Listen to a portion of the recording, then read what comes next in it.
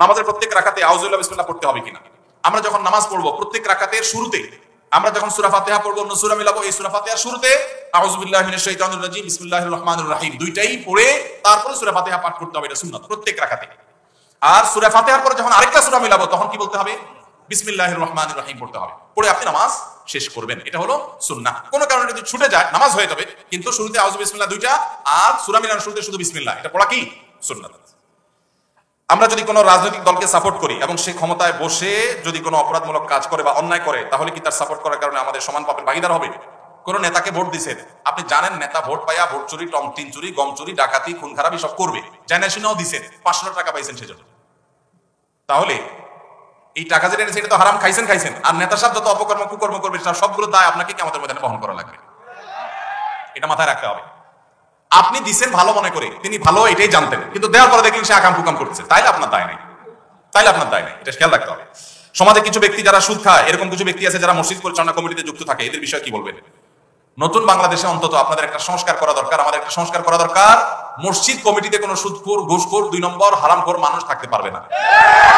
আল্লাহর ঘর পরিচালনা করবেন কারা? আল্লাহ কোরআনে কারিমে বলেছেন, ইন্নামা ইয়ামুরু মাসাজিদাল্লাহি মান আমানা বিল্লাহি ওয়াল ইয়াউমিল আখির ওয়া আকামাস সালাহ ওয়া আতাজ যাকাত ওয়া লাম ইয়াখশা ইল্লাল্লাহ।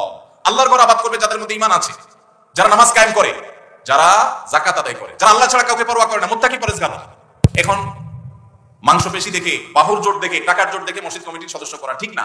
এই জায়গা থেকে আমাদের বের হয়ে আসতে হবে। তবে হ্যাঁ, আমাদের অনেক কমিটির ভাইরা আছেন যারা হয়তো নিজেরা সঠিক পথে ছিলেন না, মসজিদের সংস্রবে আসার পর, দায়িত্ব পাওয়ার পর তারা নিজেদের পরিবর্তন করেছেন, তাদেরকে অবশ্যই আমরা সাধুবাদ জানাবো এবং মাথার উপর তুলে রাখবো। এবং যারা এখনো সংশোধন হন নাই তাদেরকে আমরা বলবো আপনারা সংশোধন হয়ে যান, পরিবর্তন তো করার দরকার নাই। কিন্তু নিজে নামাজও পড়ার খবর নাই, মসজিদ কমিটির সভাপতি সেক্রেটারি চেয়ার দখল করে রাখবেন, এটা কোনো অবস্থাতে মানা যায় না।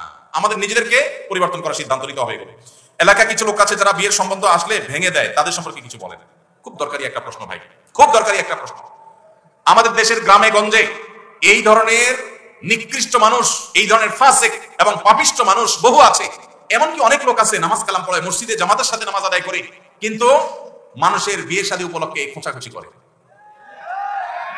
কোন এলাকাতে একটা মেয়ের খবর নেওয়ার জন্য আরেক এলাকা থেকে মানুষ আসছে এলাকাতে আপনাকে পাইছে একটা পুকুরের ঘাটে উজু করতেছেন, দেখছে যে মসজিদের পুকুরের ঘাট উজু করতেছে, বেচারা নামাজি মানুষ হবে। জিজ্ঞাসা করছেন, ভাই সালাম আলাইকুম, আপনাদের এলাকায় অমুক মেয়েটার সম্পর্কে কিছু জানেন কিনা? আপনি চিন্তা করছেন, আরে এ তো আপনার শত্রুর মেয়ে, আপনার সাথে তার আইল ঠেলাঠেলি আছে। এই চান্সে আপনি শত্রুতা উদ্ধার করার জন্য বলছেন, ভাই আল্লাহ বাঁচাইছে আপনি আমার কাছে আসছেন ভাই। এই বইলা যে আপনি একটা শয়তানি শুরু করে দিলেন, আস্ত ডাহা ডাহা মিথ্যা কথা বলে ওই বিয়েটা ভাঙে দিলেন।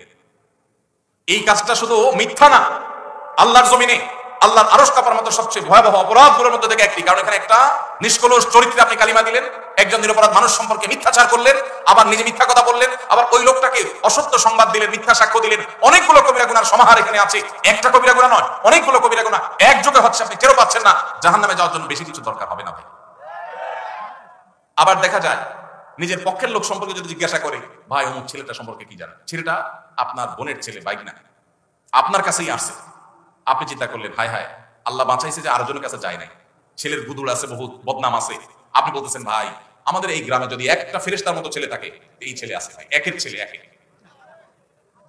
এই ক্ষেত্রেও আপনি ওই মেয়েওয়ালাদেরকে, মেয়ে পক্ষকে মিথ্যা তথ্য দিয়ে তাদেরকে ক্ষতিগ্রস্ত করলেন, বিভ্রান্ত করলেন, মিথ্যা সাক্ষ্য দিলেন, এক্ষেত্রেও আপনি অপরাধী। তাহলে কি করবেন? যতটুকু সত্য ততটুকু বলবেন। সত্য বলার মতো যদি বুকে বল না থাকে, যদি মনে হয় সত্য বললে আমি মাইর খাওয়া লাগবে, তাহলে বলবেন, ভাই সরি, অন্য কেউ যারা চিনে জানে তাদেরকে জিজ্ঞাসা করেন, আপনি অ্যাভয়েড করে যান। কিন্তু বলতে যখন যাবেন তখন আপনাকে সত্য বলতে হবে। নবী সাল্লাল্লাহু আলাইহি সাল্লাম বারবার আমাদেরকে সতর্ক করেছেন। তিনি বলেছেন, যদি তোমাকে কিছু বলতে হয় ফালিয়াকুল খায়রা আও লিয়াসমুত, তাহলে ভালো সত্য যেটা সেটাই বলবে, আর না হলে চুপ থাকবে। কিন্তু বলতে গিয়ে মিথ্যা বলা যাবে। অনেক ভাইরা আছেন এই অপকর্ম করেন, কোনো কারণ ছাড়াই করেন, অযথা খোঁচাখুচি করেন, আছে না নেই? এই বিয়ে ভাঙার তালে এগুলো হলো মানুষরূপী শয়তান। আপনি যদি আস্ত মানুষের সুরতে শয়তান দেখতে চান, এইরকম বিয়ে ভাঙাভাঙির কাজ যারা করে এরা হলো সেই মানুষরূপী শয়তান। কেন বলেছি জানেন? কারণ ইবলিস, শয়তান সবচেয়ে বেশি খুশি হয় একটা সংসার ভেঙে দিলে। একটা সংসার ভেঙে দিলে শয়তান সবচেয়ে বেশি খুশি হয়, অন্য কোনো কাজে শয়তান এত খুশি হয় না। আর এই লোকটা একটা বিয়ে হতে যাচ্ছিল, মিথ্যা কথা বলে ভেঙে দিয়েছে, অথবা অজাগা বিয়ের ব্যবস্থা করে দিয়েছে মিথ্যা তথ্য দিয়ে। এই লোকটা শয়তানের সেই কাজটা করেছে। আল্লাহ আমাদেরকে এই দুশ্চরিত্র থেকে বেঁচে থাকার তৌফিক দান করুন। যারা এই সমস্ত খারাপ কাজের বদভ্যাস আছে, আল্লাহর ওয়াস্তে তারা ছেড়ে দেন, আল্লাহকে ভয় করে।